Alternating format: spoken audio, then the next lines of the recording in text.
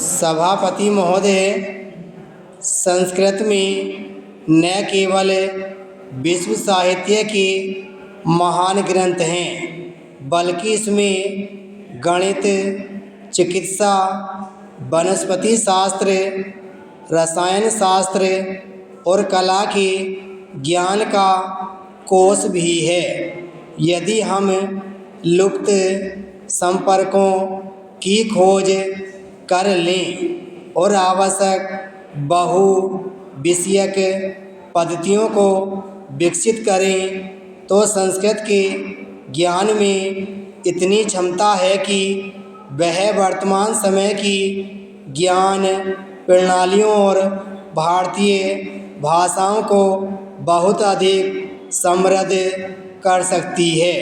संस्कृत भाषा उन मूल्यों और आदर्शों का भी स्रोत रही है जिसने हजारों वर्षों से भारत के अस्तित्व को कायम रखा है।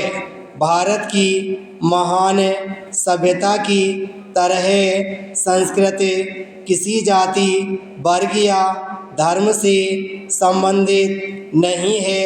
यह एक ऐसी संस्कृति का प्रतीक है जो संकीर्ण और भेदभाव पूर्ण नहीं है और खुली, सहिष्णु तथा सर्व समावेशी है।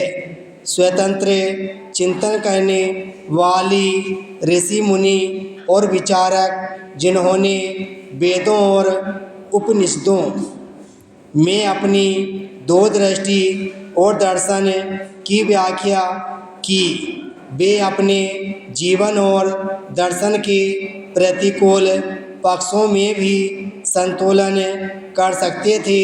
उदारवाद और सहिष्णुता की यही भावना है जो संस्कृत में निहित है और जिसे हमें अपने आज के जीवन में अपनाना चाहिए।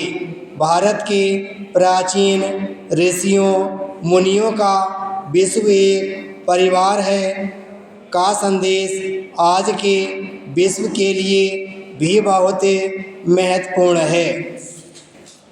भारत सरकार संस्कृत के संवर्धन और विकास के लिए प्रतिबद्ध है।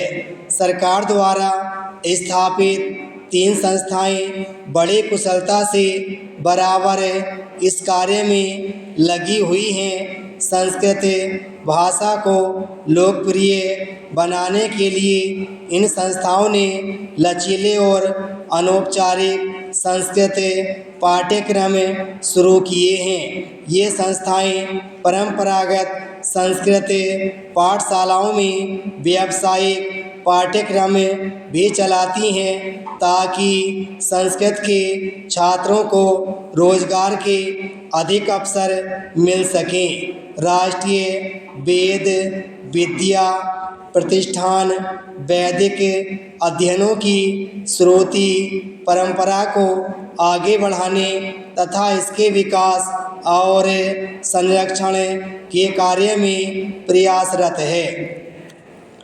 संस्कृत के अध्ययन को प्रोत्साहन देने के लिए और भी कई उपाय किए जा रहे हैं। इनके अंतर्गत ऐसे आधुनिक विद्यालयों को जहां संस्कृत एक विषय के रूप में पढ़ाई जाती है और परंपरागत संस्कृत विद्यालय जहां आधुनिक विषय पढ़ाए जाते हैं तथा स्वयं सेवी संगठन जो परंपरागत संस्कृत संस्थाओं को चला रहे हैं उन्हें वित्तीय सहायता प्रदान की जाती है। विराम चिह्न। महानगरों से अभिप्राय ऐसे नगरों से है जिनमें लाखों की संख्या में लोग रहते हैं। विश्व के सभी देशों में महानगर होते हैं। New York, Washington, London, Paris, Tokyo, Beijing आदि नगरों की गणना महानगरों में होती है। भारत में दिल्ली, मुंबई, कोलकाता तथा चेन्नई महानगरों की श्रेणी में आते हैं। विश्व का प्राय प्रत्येक महानगर प्रदूषण की समस्या से ग्रस्त है। विश्व का सर्वाधिक प्रदूषित महानगर टोक्यो माना जाता है। विश्व के महानगरों की भांति हमारे महानगर भी प्रदूषण की समस्या से ग्रस्त हैं। भारत की राजधानी दिल्ली देश का सबसे अधिक प्रदूषण वाला महानगर है। वर्तमान में महानगरों में प्रदूषण की समस्या निरंतर बढ़ती जा रही है। पृथ्वी पर रहने वाले समस्त जीव जंतु, प्राणी तथा वनस्पति का जीवन संतुलित पर्यावरण पर निर्भर है। संतुलित पर्यावरण में जीवन के लिए आवश्यक तत्व एक निश्चित अनुपात में विद्यमान रहते हैं, किंतु जब पर्यावरण में निहित एक या अधिक तत्वों की मात्रा अपने निश्चित अनुपात से बढ़ जाती है या पर्यावरण में विषैले तत्वों का समावेश हो जाता है, तो पर्यावरण प्राणियों के लिए घातक बन जाता है। पर्यावरण के असंतुलित होने को ही प्रदूषण का नाम दिया जाता है। प्रकृति ने तो मनुष्य को जीवनदायक संतुलित पर्यावरण प्रदान किया था, परंतु मनुष्य ने अपनी भौतिक आवश्यकताओं की पूर्ति और अधिकाधिक सुख सुविधाओं को जुटाने की लालसा में इस संतुलन को नष्ट कर दिया है। यही कारण है कि महानगरों में प्रदूषण की मात्रा में वृद्धि हुई। फलस्वरूप अनेक प्रकार के रोग फैलने लगे हैं। महानगरों में आवास की समस्या सर्वाधिक भयंकर रूप में सामने आती है। इस समस्या को हल करने के लिए अनेक झुग्गी झोपड़ी बस्तियों का निर्माण हो जाता है। इन बस्तियों में कोई सफाई व्यवस्था नहीं होती और न ही मलमूत्र त्यागने की व्यवस्था होती है।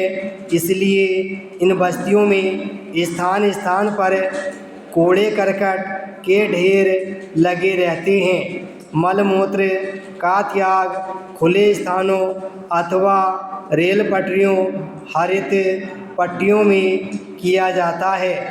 गंदे जल की निकासी का कोई रास्ता होने के कारण गंदा जल इन बस्तियों के आसपास ही भरा रहता है। कूड़े के ढेरों और गंदे जल के भरा होने के कारण दुर्गंध उत्पन्न होती है और मक्खी मच्छर पनपते हैं।